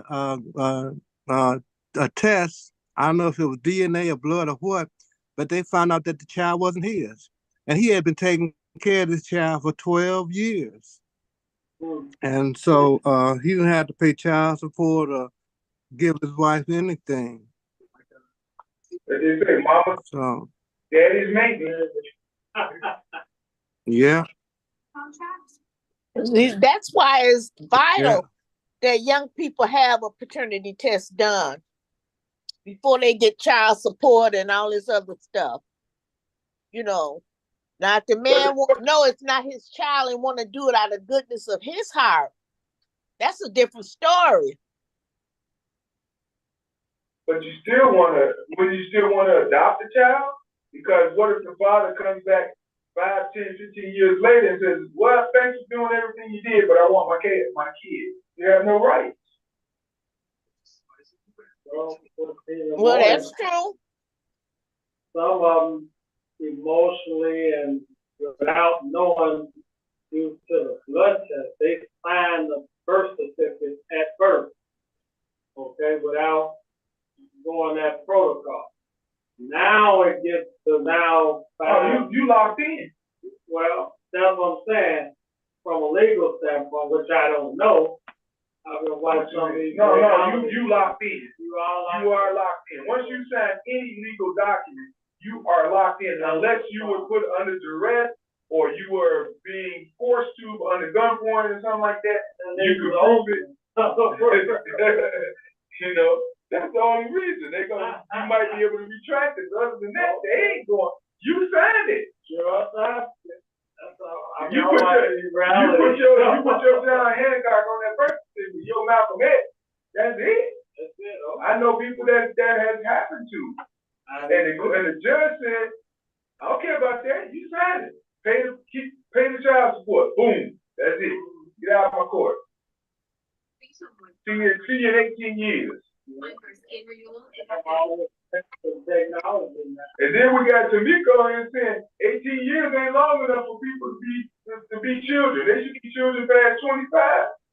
What about the guy that's got to pay child support past 25 and it ain't his kid because he's the birth certificate? Well, if they're going to college, when he signed the birth certificate for a kid that ain't his. I've been there. And that's not that I signed, but I made sure it was right. A beard. I'll put it like that. We'd open a can of worms on that one, I guess. Well, I don't want to mention it right now. I want to ask this question from a health standpoint, but I'll wait. No, go ahead. What is it? Well, I was reading the article and all that information about drinking your own urine. Oh, no. Health. So you know that's an interesting topic. Well, I can see your reaction. But I mean, I heard it years ago, but I'm saying with all of the ways of purifying water. All of the chime in also. Good. Oh, no. I don't think that's sanitary, right? Yeah. Now, if I could say something about that, it's like urine is not waste. Urine is a blood product. When the body uses blood, and when it finishes using all the blood it uses, then the urine it comes out as urine, and that's healthy. they have urintology. They write books about it. It's 4,000 years old. People drinking urine, and it when what was this guy? The black guy was the warden over at county jail. I can't think his name now. But when he was the warden, he had, I think, about 900 cases of AIDS there. And this guy, Dr. Johnson, told him that if his prisoners drank their urine, it would save them. And about 600 drank their urine and they lived, and the other 300 died. So, they got books about Your Own Perfect Medicine is the name of the book about drinking your own urine. Urine.com. Google it. Urine.com. Well, anybody want to buy mine, I sell it to you. Well, you're a man, so it's good for Now, a man to get another man, but not it a man to only get works with your own. It sounds like he said drink your own urine, and I ain't all for that. I'm gonna have to pass on that one myself. I ain't drinking my urine. I'm just gonna tell you that right now. I ain't drinking my urine, okay? Yeah. And my brother had cancer, and I told my brother about drink your urine, you'll live. And he said, "Well, I guess I'm gonna die," and he did. Wow. Well, like I said, anybody But look want it up. Look. I'm telling it by the pint. I hate that I'm fixing my money away, so to say. So I enjoy it. Steve, you're wrong, Steve. Steve, you're wrong over there, man. You're wrong, Steve. Okay, I just gonna say that you're wrong, man. For disclosure, I'm going to try. Let me know how many gallons you need, man. I'm gonna go to the local liquor establishment and look for a brand name. Old school urine. Aged and brewed 73 years. 100 proof, huh? 100 proof. 73 proof. 73 proof. Of 73. No, man, no. Now, I do remember years ago, they used to say, with baby urine, I remember women used to take baby urine, and if it was in the diapers and things, and they would use it for their skin to, yeah, and I remember that, but, even then, I was like, okay, what we doing now? But you're saying urine is not a waste. I thought anything that your body dispels or gets rid of is waste. That's not true? I guess you lose hair, so that's not waste. No, that's not true. It's a blood product, not waste. So what about if you lose blood? Is that waste? Well, again, this is research on getting the information and all. No one's going to do anything in the blind or in the cold. There's a process to this. But whatever it is, you want to make sure, main thing, that as a result of, if you were to try it, there wouldn't be no doubt of the outcome. So I can come back and say, Steve, man, this is what happened. I tried. And that'd be about it. Wow, man, that's a bit much for me. I don't know. Come on, everybody, chime in. What you say there, Barry? You been there a little quiet. Barry saying Google. Is the doctor still on? I'm on, and my comment would be that waste, things that come out of your rectum and your penis need to keep on going down the toilet. Now, is there anything in that your body did not just digest and absorb that could be taken out of there, extracted, and could provide some value? The answer is yes. You could get chemotherapy, and the chemotherapy passes out of your through your urine, and so that chemo is still intact. And theoretically, if you had extracted it, you could reinfuse it, and it could help something, eliminate something. But it has so many other things in that urine that I just let that stuff go. and the stool, I would let it go. You know, that's what I haven't read anything that said there's value in recycling your waste, and I consider it that. And that's just maybe my belief, my lack of knowledge, but I don't see any benefit of that. And your blood is a cell component. It just happens to be a liquid cell component that carries oxygen, nutrients throughout your body. It's a way of transporting oxygen and nutrients, different. That's how your nutrients get around. So it's actually part of your body. It's supposed to be in your body, passing stuff around, transporting things. It's a transportation system to get things from there. It's like your roads and stuff like that. If you had an accident somewhere and you had to bring some your tractors in there to dig up the broken parts and bring in some new concrete, your blood is your passageway for carrying, transporting those things throughout your body. So that's what your blood is, not waste. It's cells. There's cells in there. That's you. And and I just can't get into the stuff that comes out of your rectum and your urine and recycling it. You know, there could be some valuable things in there, but I would just let that go and start over fresh. Get some new medicine. Get some new chemo. That's how I would do it. Yeah, no recycling. Yeah. Well, but the thing is, this is not the thing is you can read up on this. Like you can read up on this, and like the porta potty. You know what they do with that stuff that they get out of the porta potties? They use that. They sell that, and like the doctor was saying, they take some of that stuff and use it for cancer. They make cosmetics out of urine. It's all kind of things they do with it. Read up on it. Say that again, Tiny. Women now using makeup and lipstick. There's urine in them in that. Yeah, product. they use makeup. So ladies, Yeah, they take. Yeah, they make lipstick and different kinds of makeup from urine. They use it for cancer. They take something out of it and use it for cancer. They sell that stuff that they get out of the porta potties. I heard what I heard Look is it up. What I heard is Look it up. extract it out of that.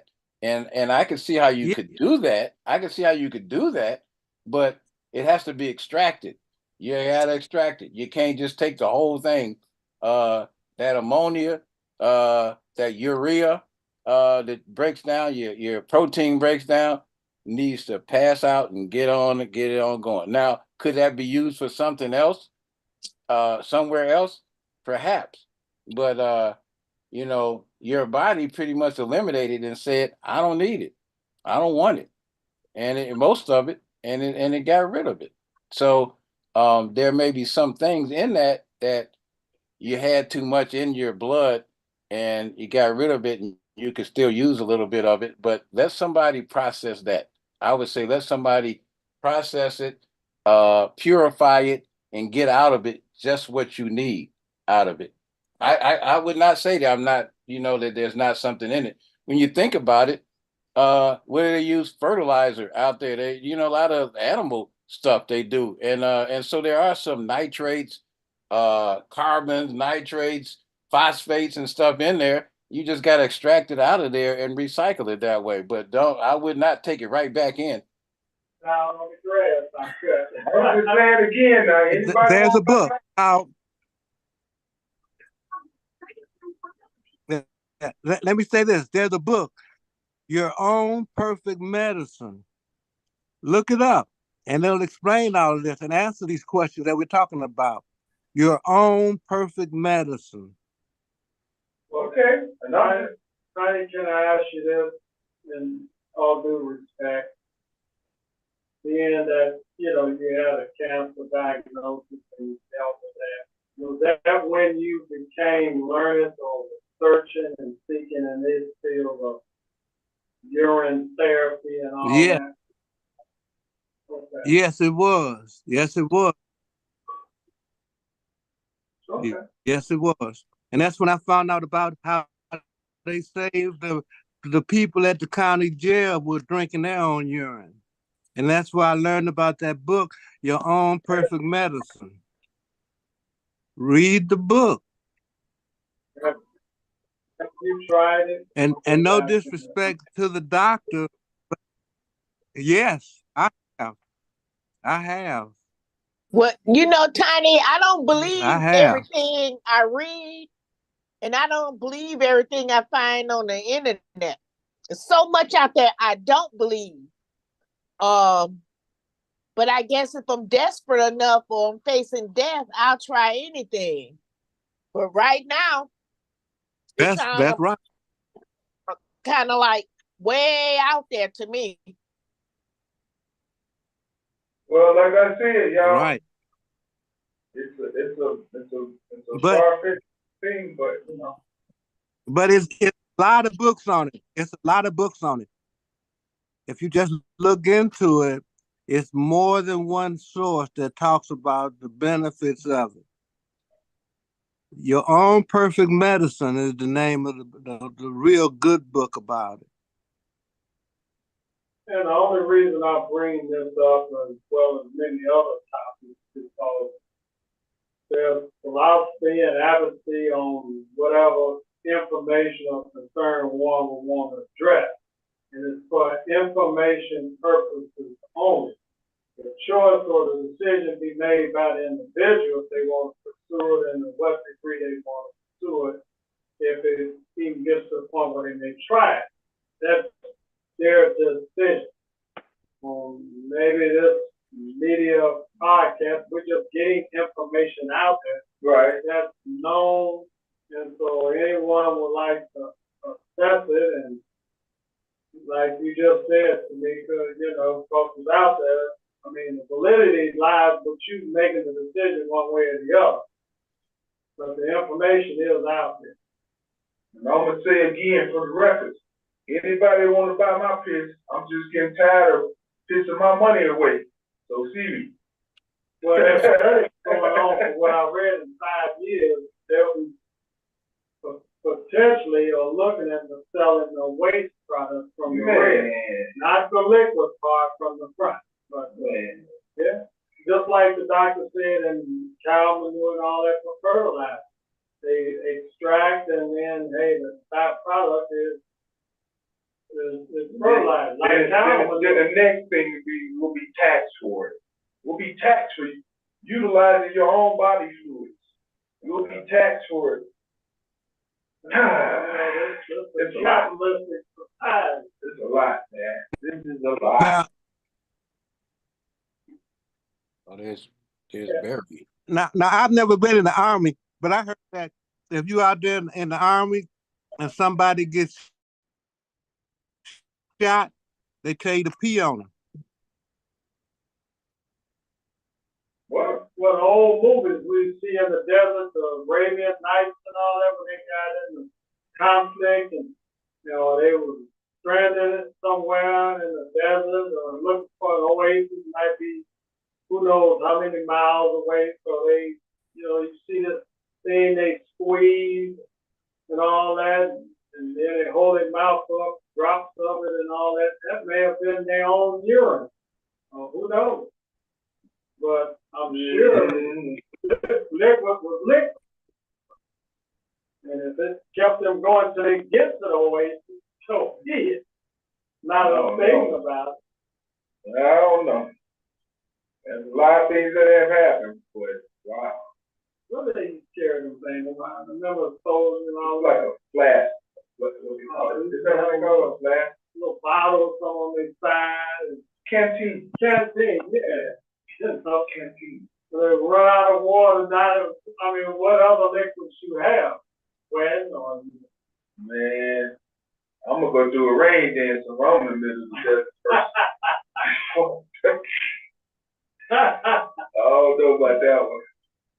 But nevertheless, Barry Cohen, what you got to say about it? like each subject. Well, I'll tell you my general approach. It's that if you can't find a solution, an ordinary solution, whatever you can find that works, it works. And I understand where Tiny is coming from.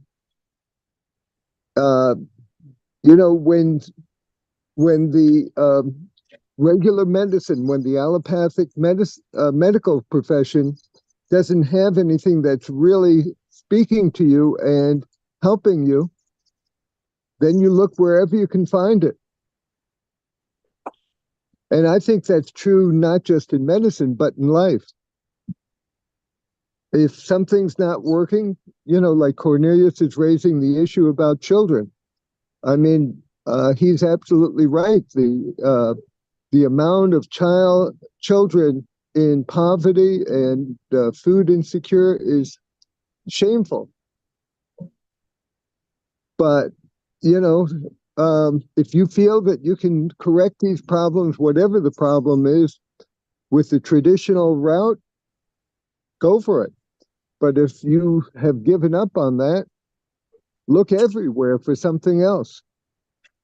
And what will work on your body, one physician had mentioned to me, how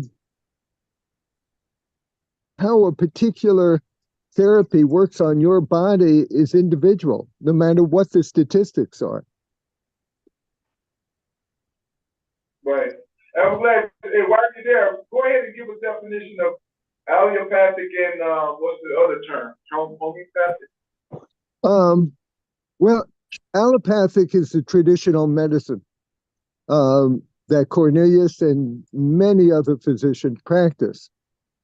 But there are other kinds of medical practices. And one that Felice and I have used for, I think it's been about 50 years, is homeopathic medicine. And homeopathic medicine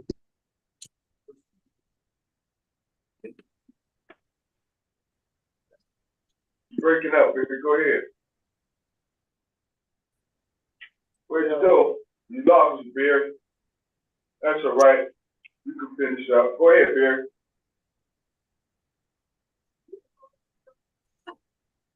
Barry Corn. Oh, we lost you. You were about to say something?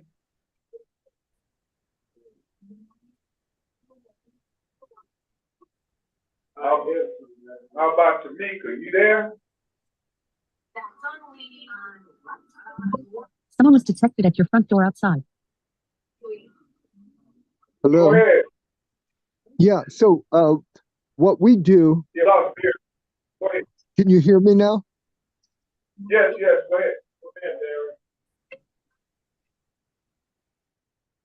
So, you come out again, Barry. You muted yourself. Get off mute, Barry.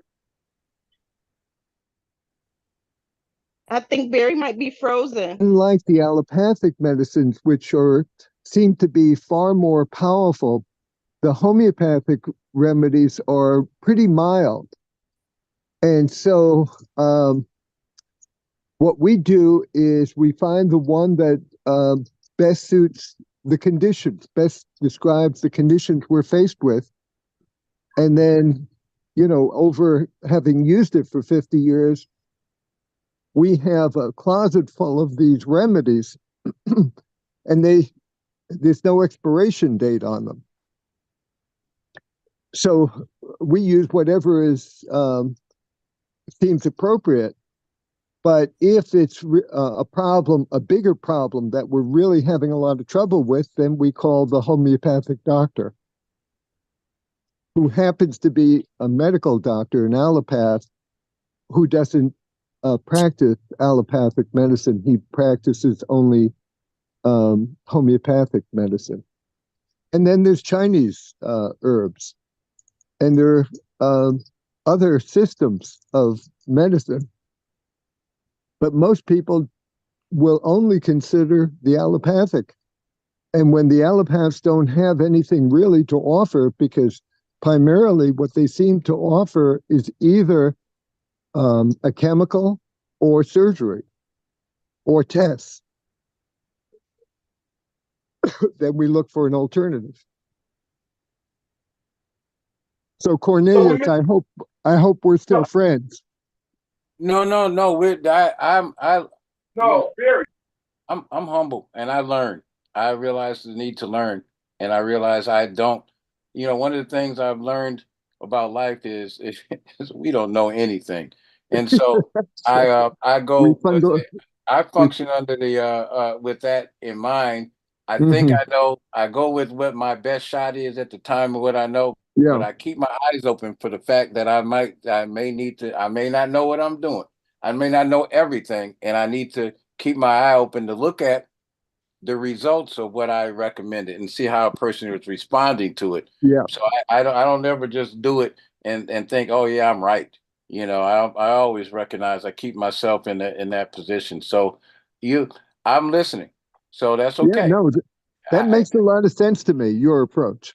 You can't argue, as you said. If something worked, you can't argue with that. It worked. Yeah. And if I don't understand why, that means I need to understand why. That means I need to do the work and figure out, okay, that did work. Okay, it worked. I'm sure.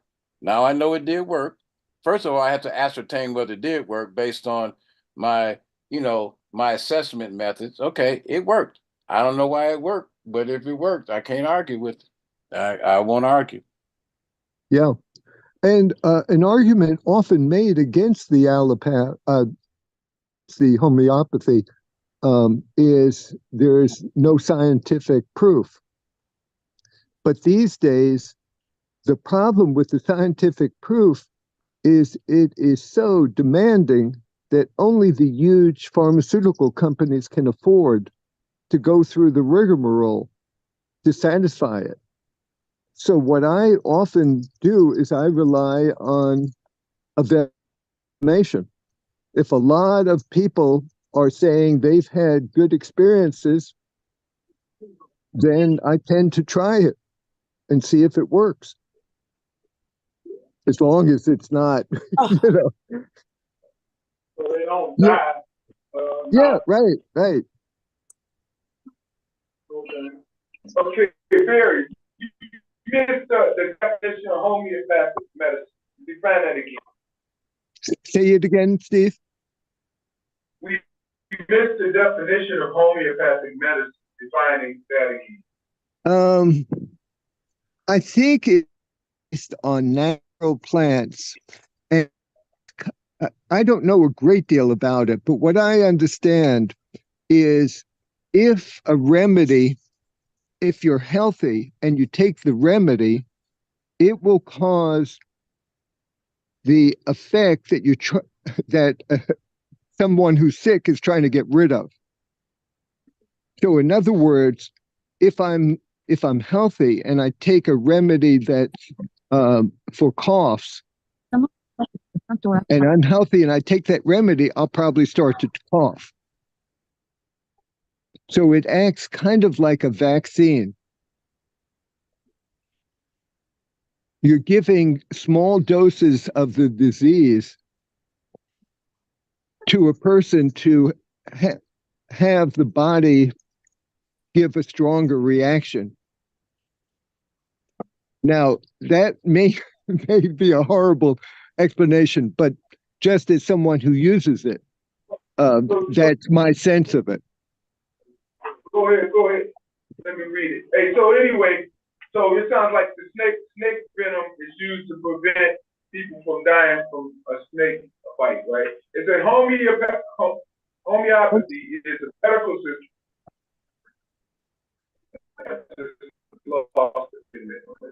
I'm going to put my mic on. System based on belief.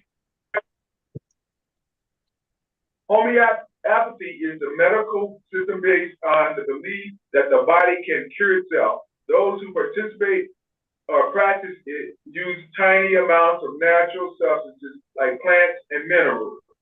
They believe stimulating the It was developed in late 1700s in Germany, and it's common in many European countries, but it's not quite as popular in the United States.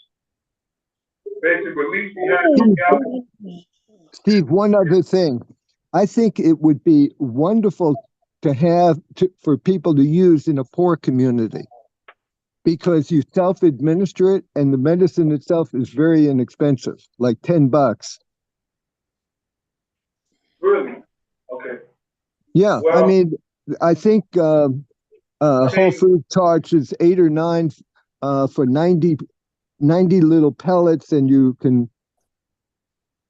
take 5 at a time. I used to take 4 at a time, but now, in any case, so the cost is very low.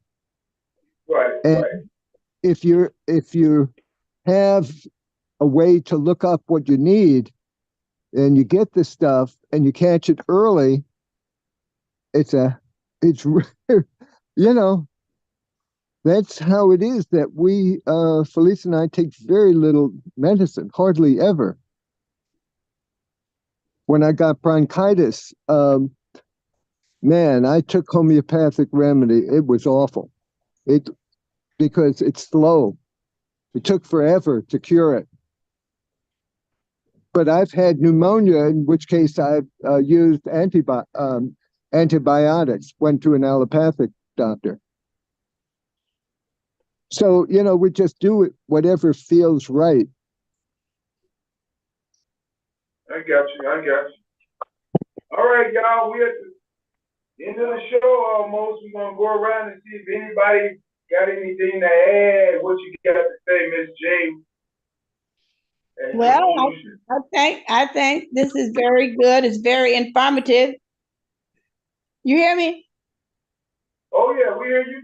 Definitely. Oh. We hear you. All right. How about you, Dr. Rogers? Anything in conclusion? I believe it or not, I pulled out my phone and I Googled homeopathic, and because it's it's interesting that you asked me the question, I couldn't answer it at all, and I have a better understanding of the approach. I was reading about hay fever and giving onions and stuff to people that have hay fever to get them to tear, from the onions and stuff, and I guess. I know little about it, so I'm encouraged now to read a little bit about it. So I've got something to. I'm motivated to learn something, and so I'm happy to have been on this meeting. And I hope I passed something on that somebody gains from today. But I clearly have learned something, and I'm motivated to learn a little bit more about it.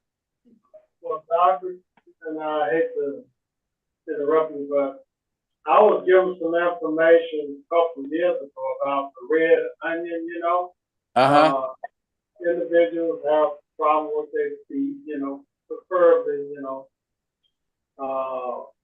arthritis or they take it. And so I asked my loved one, I just personalized, and she wrapped her feet in onion and all that.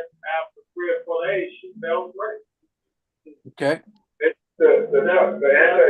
What's in onions?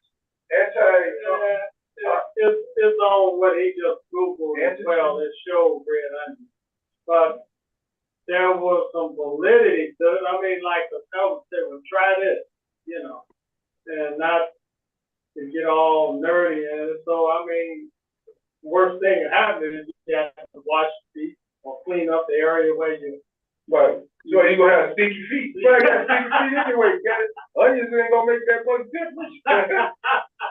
But anyway, that was the feet. I said, wow, that works now, Hey, Steve, what I just read, what's in the onions is Allium cepa, ALLIUM CEPA. That's what they say is in there. I got that right because I looked it up. I said, maybe I need to learn something. So I did. That's what I got while I was sitting here listening and with my phone over here next to me. So Allium cepa.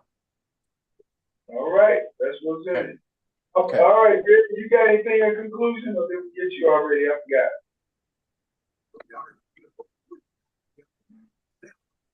Barry, how about you, Ella? Anything in conclusion?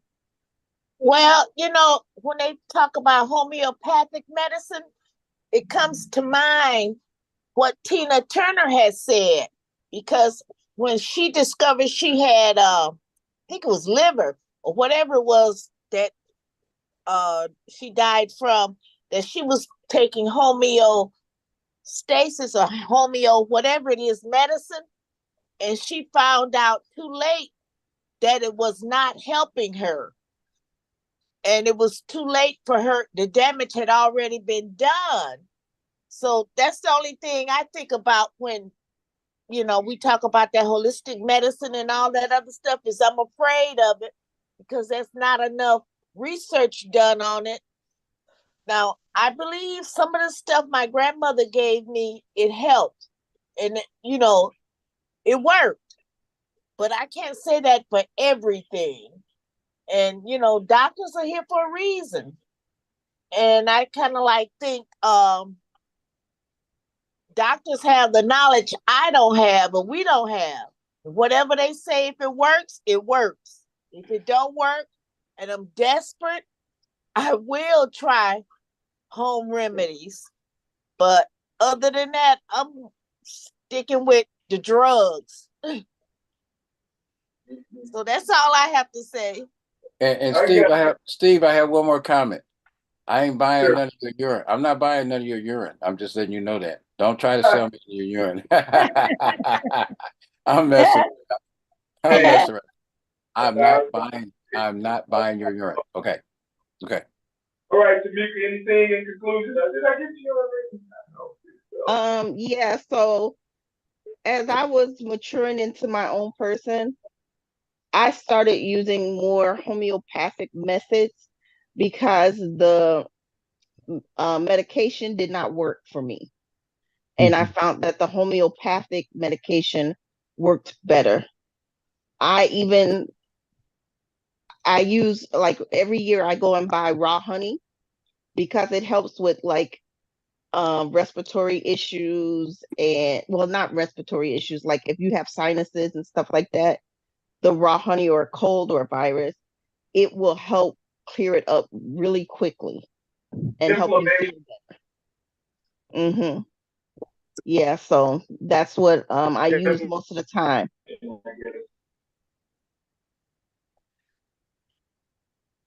That's it. That's good to know. All right, Barry, you next one. I don't think we got you, or did we, Barry? Yeah. Okay. I really like Tamika's approach. Just do whatever works. And if one thing, and Ella, I don't think there's any one thing to consider, especially if you have a serious illness. Just try it. Try whatever you can get to help yourself. That's right. You're right. I want to mention one particular remedy. Felice and Felice always carries it with her. It's called arnica. And what it is for injuries. Like Felice and I play tennis a lot, but we've done all kinds of things where we'd fall or injure ourselves. And arnica, it's amazing how fast it can make a difference. Yeah, I use that a lot, and it works. Yeah. It works. And Cornelius is probably open to it, but many allopathic physicians are not. What is it? I don't know. You could Google it and get a description, but essentially it's the same kind of approach as the allium cepa. What is it? Honey, what are it can come in gel or cream, and it's called Arnicare Bruise Gel. Yeah, and it's just the first word natural. is enough. It's a homeopathic medicine, and it works. It stops the pain. and it's something they pick up from the French mountains. I'm But looking if- at the box now where I purchased it. But if you, it's a blood thinner.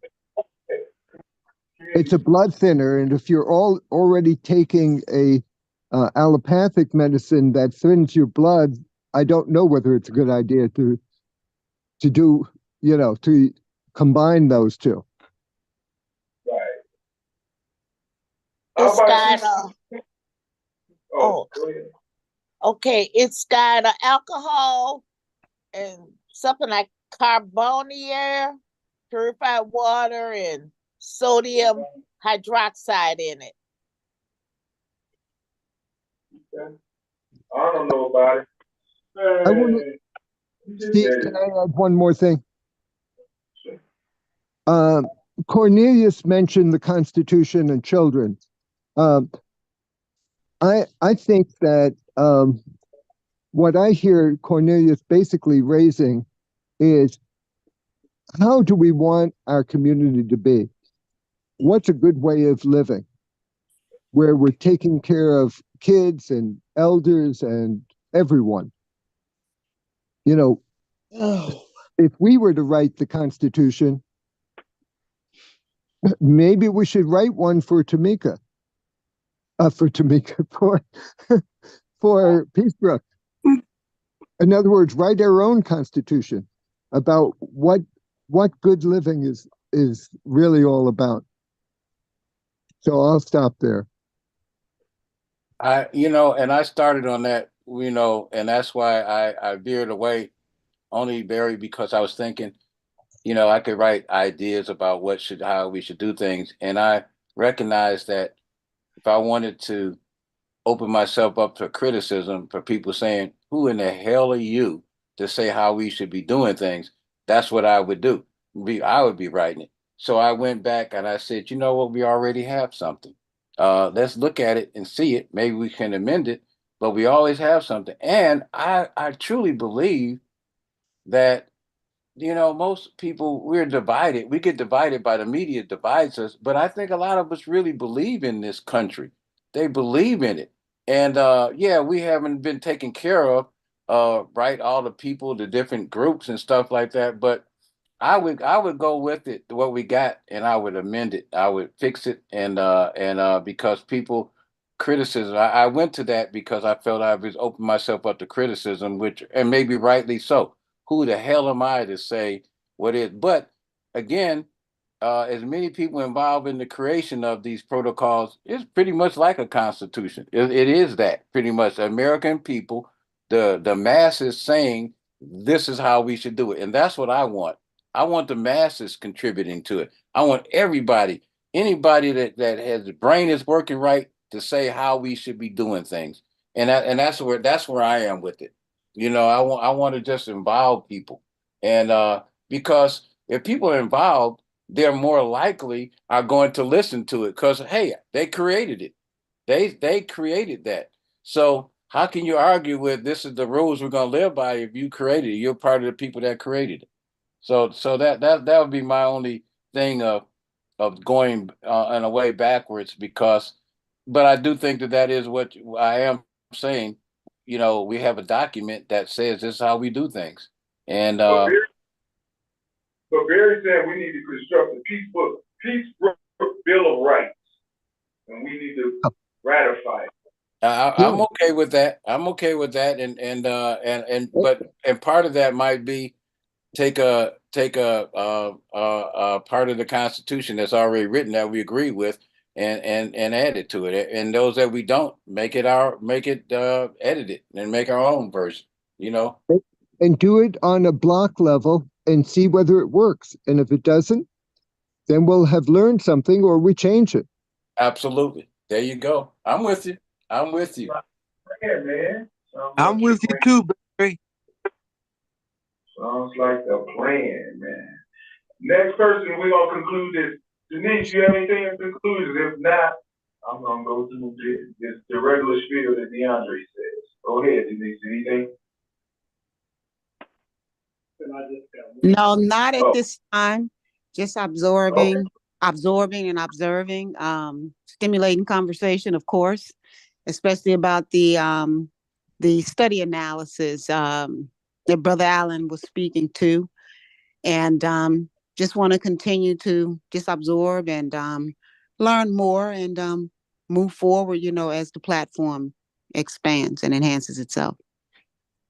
All right, we appreciate you. Go ahead, Arnold, you got something. Well, to that, I like to thank everyone with their input into this information and communication. And that's what really stirs my blood to boiling, because we like to bring this kind of information. Not that it's unique, but information is what it is. And then it's just the communication of it to get it out and have individuals who have the accreditation or the profile, such as the doctor who was on earlier and still on now, that can address any question that may come up. We don't, as I view all this activity, to not stick on just politics, just crime, but it's all current events. But certainly we want individuals who can address these questions. If we don't know, I don't want to give my opinion. I want to bring in the individuals that you all help and assistance one way or the other. So we, Steve, I, and DeAndre, and others can go out and seek these individuals so they can come on and With address the facts. with the facts. So that's my take on it. I don't want to give my opinion. When someone has information that's good, I want to listen to it. And again, all decisions lies with us individuals. That's right. So let me say this, y'all, as we always do from 6 to 8 o'clock on Sundays. We've been doing this thing for about 3 years now, going to the 4th year in a couple few more months. You know, as DeAndre always says, you can reach us on YouTube, the StreamYard, the Facebook, and the Zoom. And we always say, you know, Westside people right here on the West Side talking about Westside issues. And we want to have you come sit at the table. If you can't sit at anybody else's table, come sit at ours. Where we welcome you to Northwest Austin Council. And bring another person on each Sunday. Let's bring one. And let us know. Well, it was this Sunday I asked this person to come on, and we'll be able to see their name. So start next Sunday, we want to grow it. That's right, y'all. Like I said, till next Sunday, we want to say sayonara and see y'all next time on Welcome to Northwest Austin Council. Good night, y'all. Good night. Good night, everybody. God bless you. Good day, everyone. Until next time. Thank you. All right. All right. Bye, y'all. Bye for now.